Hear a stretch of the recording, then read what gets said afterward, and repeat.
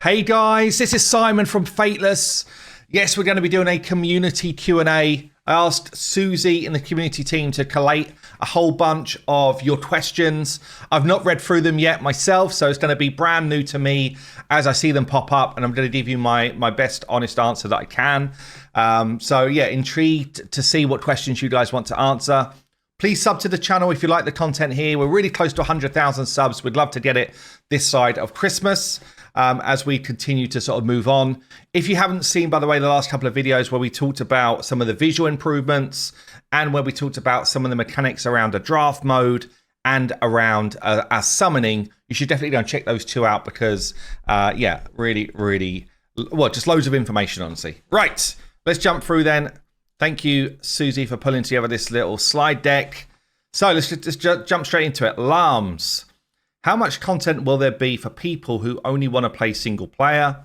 I mean, pretty much any of the content in the game will be available to play for someone who's just playing as a single player. So even where we've got a mode, which is not coming on MVP launch, by the way, but will be coming a bit after that, where there's like a co-op like boss, you will be able to play it with kind of like bots as your co-partners, but honestly, the experience won't be as good. So that would probably be the main mode where you would definitely want to team up with other people to get better results. But everything else is going to be available to sort of play in your own time. Gander and Dan, how much content do you intend to have on a roadmap out for the future? 3 or 6 months, something like that. Okay. I mean, we've got a kind of like full plethora of content that we want to drop. It's probably, honestly, about 2 years worth of developed content that we've got mapped out. But what's really great about doing this kind of like MVP launch where we come out with a number of different features and then we've got a number which are kind of like boxed off. Now, we've got a plan for the first full year in terms of month by month, when do we want to drop different updates and releases, that type of thing. But it can change, right? So if we see, for example, people are really enjoying the draft mode and they're putting a lot of time and effort into that and they really want more content like that, then we could pull something ahead of time and decide to have that as our kind of like next drop. So but yeah, we've got a map probably which is about 2 years worth of content. Will there be a type of faction wars or faction trials mode to earn rewards and a limited hero through completing them? So we're not going necessarily for like you complete them all and here's your one hero. We do have some cool ideas around what it means to complete a faction trial or a faction war. There definitely will be something like this. It's not going to be on our sort of initial MVP launch or early access launch, but it will come. At the moment, it's planned within the first year, but we'll see. Bionic Bloke, what is the likely target time range you would like people to be spending in GODFORGE to complete all daily tasks? This is an interesting one. So Corey, who's our head of product, he actually worked on Marvel Strike Force at Scopely, as well as some other games as well. And they had a kind of like theme in that game that they really would love people to play for about 45 minutes a day. And they saw really good retention of their players. Like people just continue to play when they sort of hit that as their time, I guess, requirement or time ask. So we're looking at something like that, but then there will be modes where if someone just wants to play long, then you'll have the ability to do it. We do want for people to be able to play the game if they want to play the game. But in terms of like this daily task type of thing, we're aiming at that sort of 45 minutes to an hour. Lamaz, will there be a tower-like mechanic that resets monthly that can be found in similar games like Summoner's War or Epic 7? Will there be a seasonal reset? And if so, what does that look like? Yeah, so we will have the Tower of Strife. And that will be available to you guys right from the start, right from the early access launch. And yes, there will be seasonal resets. It'll be like it will be on a reset. There will be new bosses developed for that mode, and there will be a mix-up every time you kind of like see the tower. We're also talking about potentially having almost like effects within the tower that come about on those resets, so that you kind of need to rethink some of your strategies. But yeah, definitely that is going to be in the game. Brad, the normalized draft game mode and the summoning mechanic for duplicates are awesome. Thank you. Awesome for free-to-play players. Okay, I'd say I've got this real thing around, this is what we do for free-to-play. This is what other players will do. I think we just say they're awesome addition for players, right? Because it doesn't matter if you're a spender or not. It's just how you decide to play the game. I'm certain the team has more ideas to ensure that those who are free to play, let's just scrub that out and put players, have quality content, and those who join post-launch don't feel too far behind. Can you highlight some of those? Yeah. So I guess, look, I spoke about it already. We've got this kind of roadmap of game modes and kind of like feature upgrades that we've got planned post-launch, and we think that, so we want a really big community of players, right? So we want people to be able to come in and really enjoy the game. We also want for there to be like great catch-up mechanics once we get a bit further into our life cycle. That's not going to be anytime soon, but allowing people to maximize their heroes faster once we've got past that kind of like early 6 to 12 months will be something that we focus on, but we won't be focused on that straight away. We do have plans to have not just the draft mode, but also normalized PvP to come a bit later on. And that will be the ability to set up like tournaments and play people inside your clan, or we can set up a tournament and say, right, the top 128 PvPers go into this kind of like normalized mode and fight it out for season, I guess season rewards or whatever, or just a fun time. So we do have a lot up our sleeve, but we're not thinking like this is specifically something for a free to play or someone who's spent money in the game. It's more just we want people to be able to enjoy the game and enjoy new features. Runan. It has been shown that the game will have a high level of complexity and strategy. I'd like to actually say we don't want complexity, we want depth. Complexity tends to put people off. I think depth gives people the ability to like min-max, but still allows people into the game. That's what we've been going for anyway. How will the game balance being challenging on one side and being friendly to people who might struggle with this complexity? I already worry I won't be able to deal with the eventual complexity. So I think, Runan, you've seen a lot of the systems around building heroes already. So in terms of depth, we wanted for there to be the ability to gear someone, the weapon choice, the imprint choice. The only thing you haven't really seen around that kind of like depth of a character build will be masteries. And that's going to be coming a little while after MVP. But really, masteries, we see it as the ability to double down in a direction for your build. And really what we want for people to be doing is to be saying, okay, this build for my hero is specific to this piece of content. Yeah, I mean, we want the depth because we know a lot of our players are kind of like ex-MMO players. We also know that the age range of our players is a bit older as well, sort of 30 plus generally. And people are asking for that depth and strategy.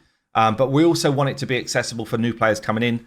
It's definitely something we've been balancing in-house. We've actually pulled a load of stuff back that we originally planned to do to alleviate some of the complexity and just leave depth. So again, we can tweak these things, but at the moment we think we've hit like a pretty decent level for that. And similarly with bosses, honestly, we're almost grading our bosses right now. So we have a certain like entry level boss where you're going to fight those early on. They're literally like a grade 1 in our system, and they go up to like a grade 4 where it might be some of like the top Tower of Strife bosses or that type of thing. But we are very selective over what it means to get to that sort of grade, and also like what heroes would be able to deal with those really well. Unbound Sage, one of our winners actually from the alpha. Okay, what we got here? Ultimate with high divinity cost felt hard to use and not worth the payoff, i.e. Odin had a 25% chance on a conditional and a high divinity cost. Hell's ult had similar damage scaling as Lady Zoct with a lot more cost. Is there any plan to lower divinity cost or buff high cost ultimates? Yeah. So one of the reasons why we put a change in divinity cost in the game is it makes it so much easier to balance. Okay, so and by the way, from Alpha 1 to Alpha 3, you might not have realized it, but we actually changed a whole bunch. We were looking at exactly this. How does someone gain their divinity? So we got a couple of things. How do you gain your divinity? And how many times do you need to do something to gain that divinity to get your ult? So that's something we can tweak. The actual ult cost we can tweak. Your starting divinity number versus what you need to achieve to get your ult, we can tweak. So it might be some heroes where we're like, we really want the payoff to get that ult fast first time, but then a longer build up to get that ult a second time. And they're all levers we can pull, which is great. So we'll probably see internally between now and launch a lot of changes. And we'll also see in that early sort of MVP stage a lot of tweaks around some of these numbers as we sort of see heroes play out. But we've done it on purpose. We've got loads of control over what we do around ults. We want ults to feel game defining, and we want them to be a really core part of the strategy in the game. Okay, so anything which is like pushing against that, we're going to try and open it out. We also don't want someone to just have ult after ult after ult after ult, because that's not fun either. So there's that nice balance. Gennadius, how many servers are planned? A single global server? Will new regions once be opened up? Yeah. So look, we've got the plan to have everyone to be able to be on basically one server. So it's really easy actually in this style of game, because we're not putting you on the world with everyone else. We actually don't need like loads of different servers. It's quite easy to get around this in terms of like the tech for it, because it's not an MMO where we're all sitting in the same spot. So it actually doesn't matter how many people are playing the game in terms of how that affects our servers. So yeah, it's just gonna be one server. Everyone will be playing on the same one. There will be like different regional chats and stuff like that. I guess the only difference potentially to this is if we launch at a later date, say in the East, and we actually have to almost like launch a different version of the game. I don't know how I would say this one. Marge Thump, maybe? Do you plan to have any AFK mechanics in the game? Do you plan to implement a system for login rewards? So definitely login rewards, yes. AFK, so we're definitely not an AFK game. Okay, so if you think about a game where I log off for 2 days, I come back and I'm just massively stronger. That's not our game, and deliberately, that's not what we're trying to build. There will be things. I don't know if this is in for MVP. I don't think it is, but it will come pretty soon, where there are the ability to like set your heroes to do things, and then you get some rewards for that. But generally, we're not an AFK game. J-Hop, what will the autoplay features be like, specifically for multi-battles and grinding?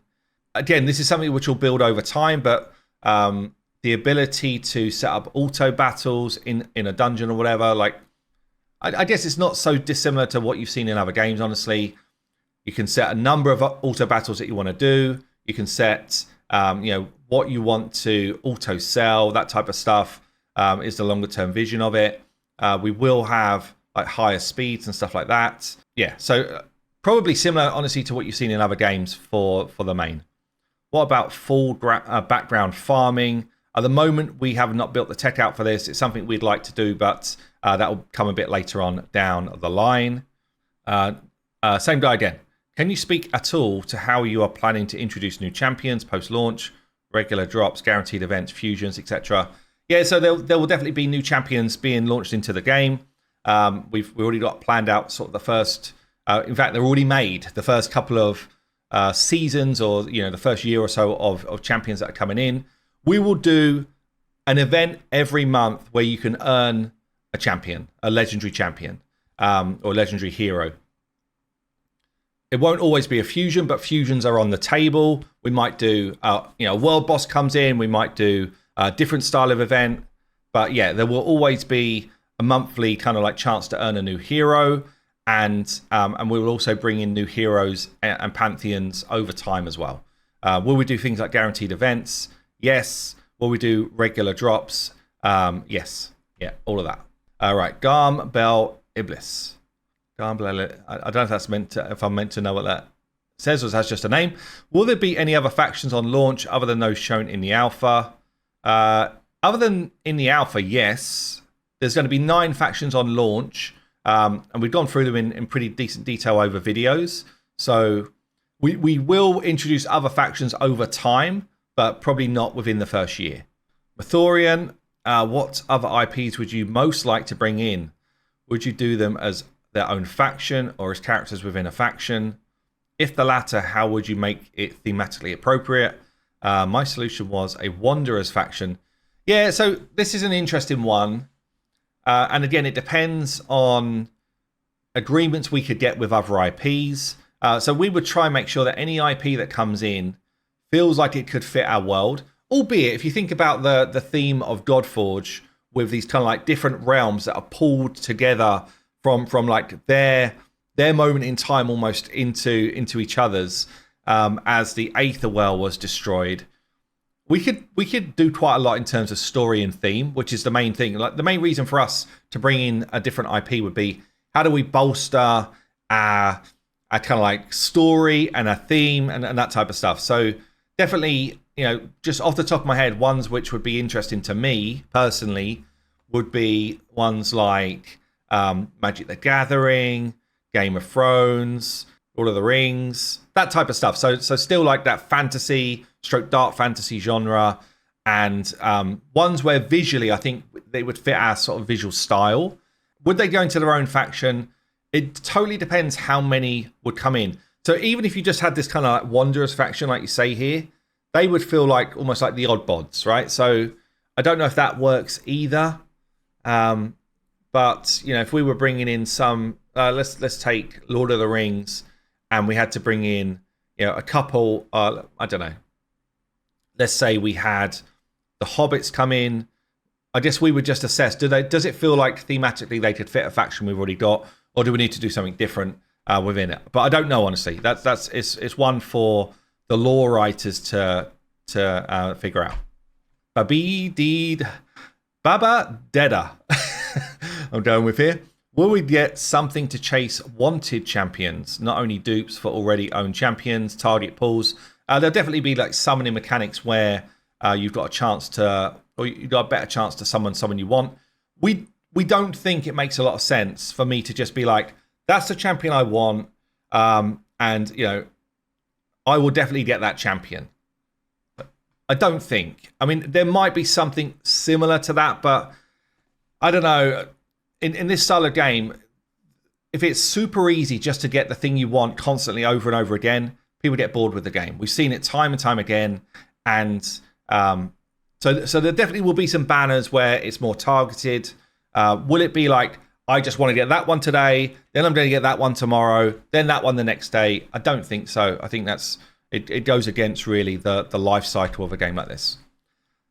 Papitino, what are going to be the pull-in rates on shards? I don't know exactly off the top of my head.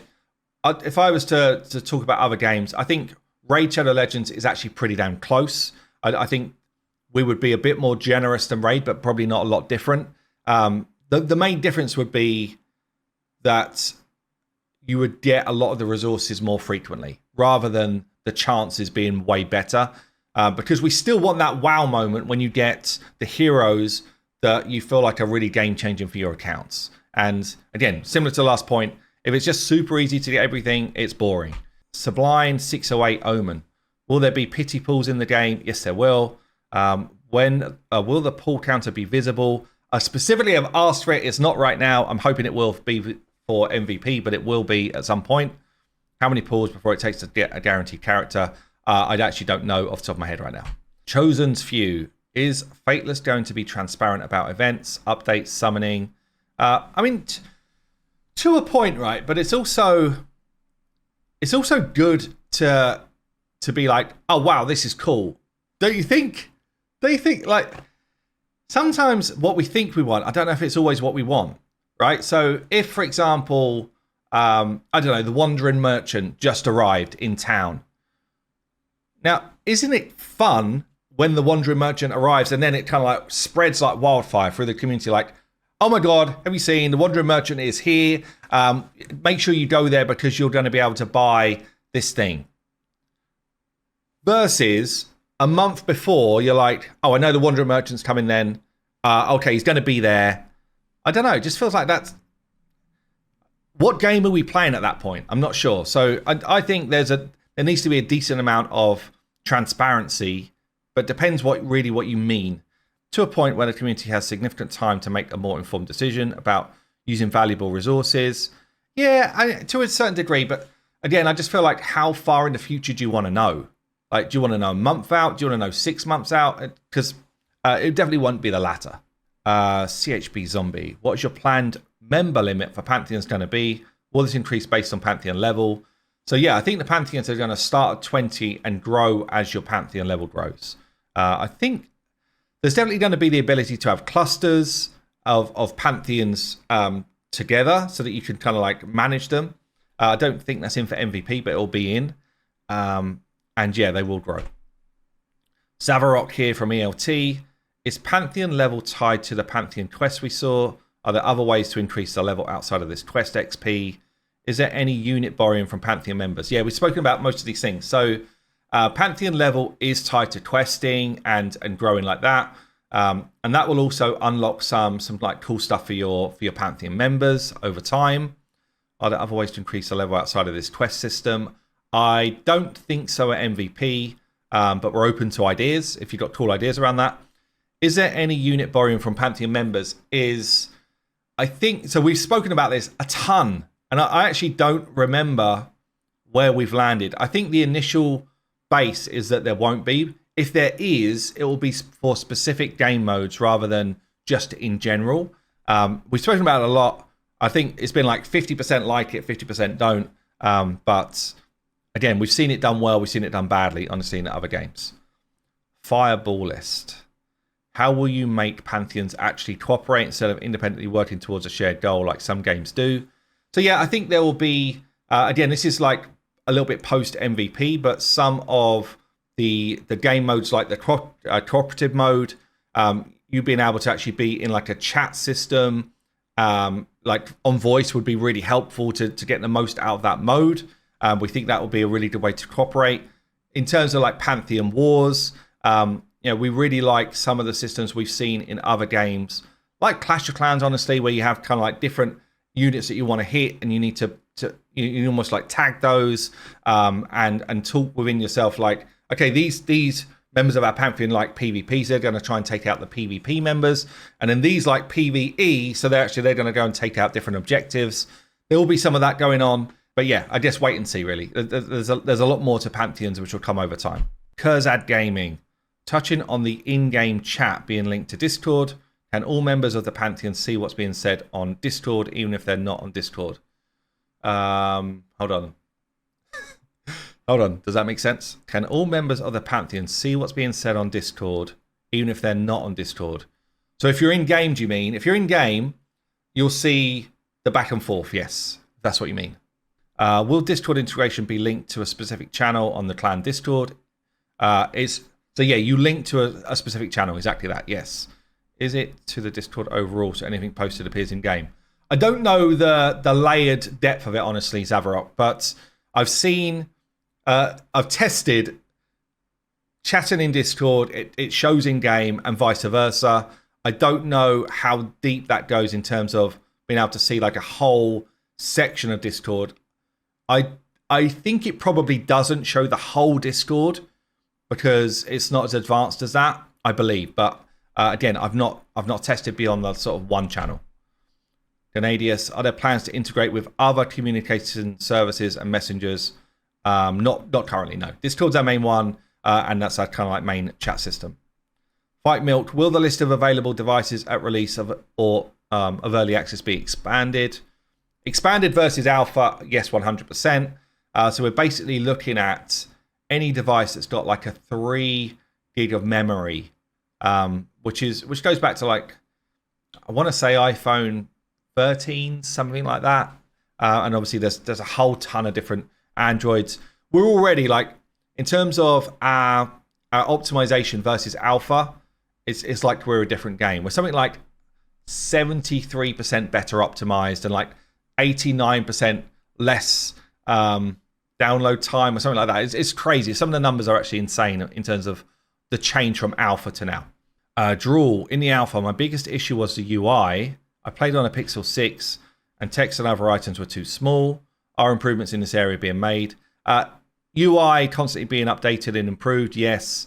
I don't know about your device specifically, but obviously we're looking to improve for any device that's like relevant, I guess. Interesting you say about text and items were too small. So I played on an iPhone, I played on an Android. I didn't experience that myself. I don't know if that's something specifically that's being improved or changed, but definitely we can throw that into the mix. Is there going to be a CC program, and will there be eventually be a test server? That's from Three Fist. Definitely a CC program, yes. Test server, most likely. Don't know the answer for sure, but yeah, most likely. No reason not to, honestly.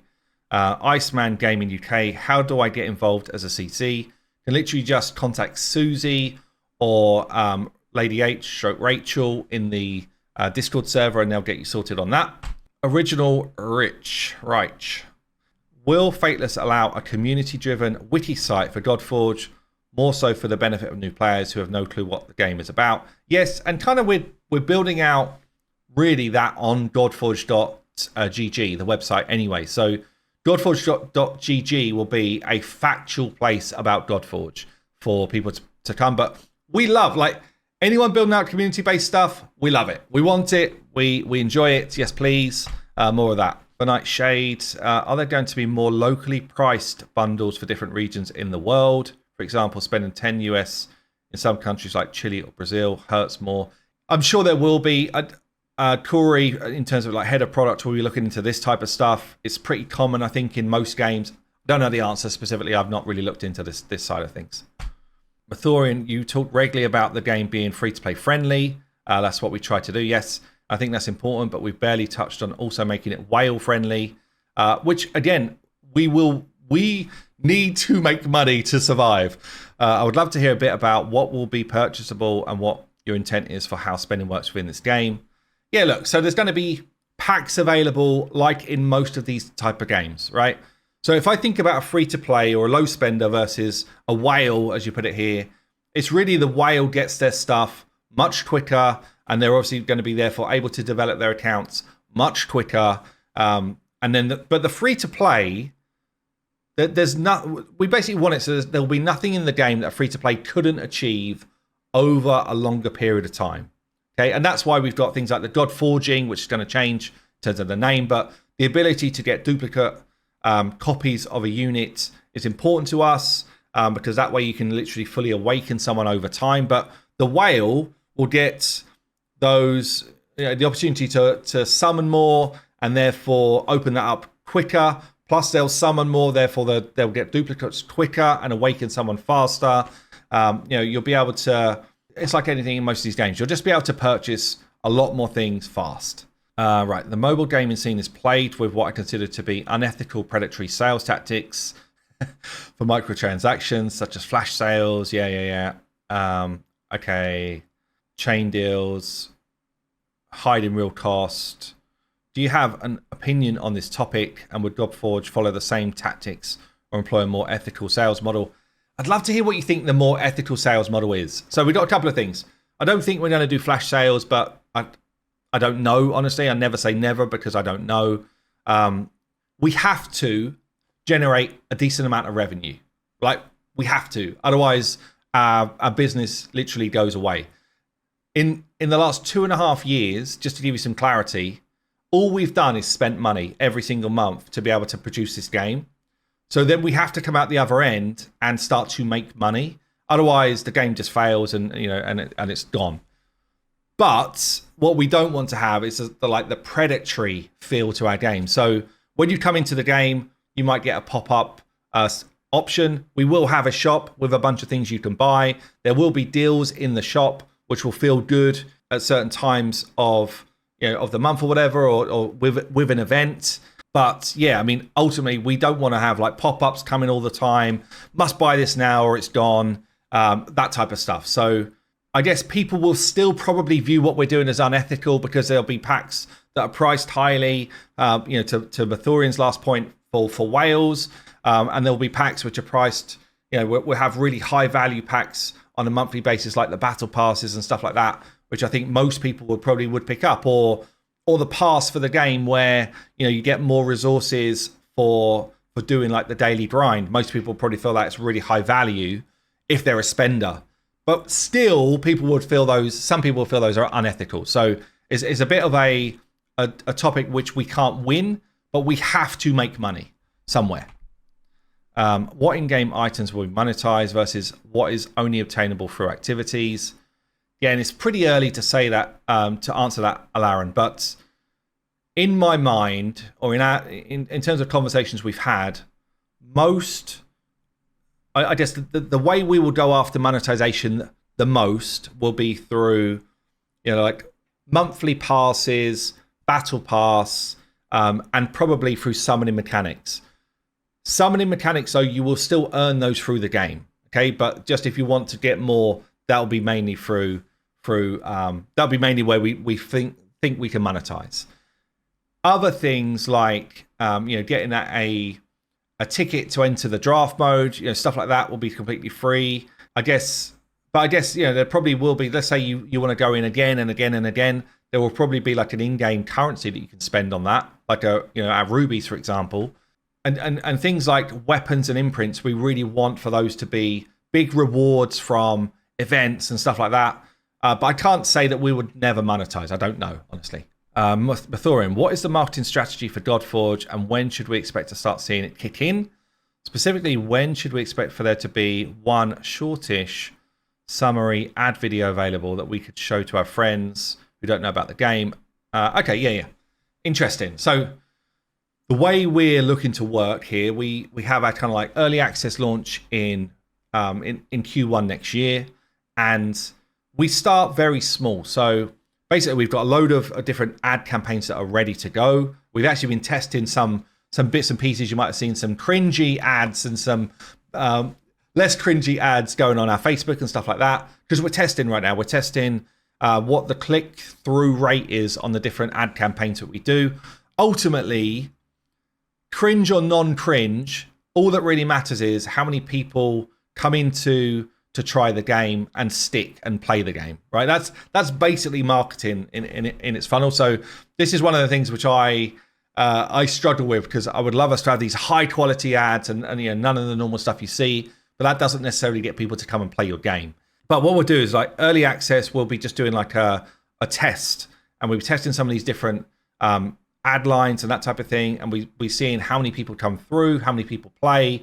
We're looking at the metrics of that, and then we ramp up over time. So we start in generally like what's called a tier 3 country. So we're like Philippines, Brazil, and we test it because it's quite cheap to advertise there. And then we'll kind of go into Europe, and we'll go into some of the tier 2 countries. That's in terms of cost to advertise. That's what that tiering is. And we'll be doing some advertising there. And then when we feel like we've got really solid results in terms of people coming in and staying and enjoying the game and coming in through those ads, we then ramp up into kind of like, I guess, tier 1 countries, and we go heavily into advertising. So, you might expect us to spend, I don't know, like 50 grand in the first month. And then it might be 150 grand a month for a couple of months. But then it literally could go from that to, okay, we're now spending millions a month on advertising. That's the difference. So when you're ready to scale, you then literally open the floodgates. And as long as the cost of getting a player is less than, on average, this is less than the overall value that player group brings, then you're doing well in terms of this. What is Fateless marketing strategy for initial and long-term growth? Yeah, so Charlemagne, I've pretty much spoken about a bunch of it there, but ultimately they're the metrics we're looking at. It's like cost per install versus lifetime value of a player as a whole group, okay? And so within that mix, there'll be loads of free to play, loads of low spenders, but there'll be some high spenders. And ultimately, that's the only way you really grow in this type of business. We would look to reinvest, at least, honestly, 20% of our revenue straight back into marketing to continue to grow. But you also use like these user acquisition funds, for example. So it's a bit like a short-term loan to be able to increase your marketing scope. All of those things we're thinking about and talking about, but it's a very in-depth strategy that we've got laid out, honestly. When? Simon said the early access will likely be in February to March. When do you expect you will have now done the early access and full release dates? Understand you don't want to reveal those dates. So the interesting thing about a game like this, it's not like we're dropping GTA 6, where it's like, this is the release date.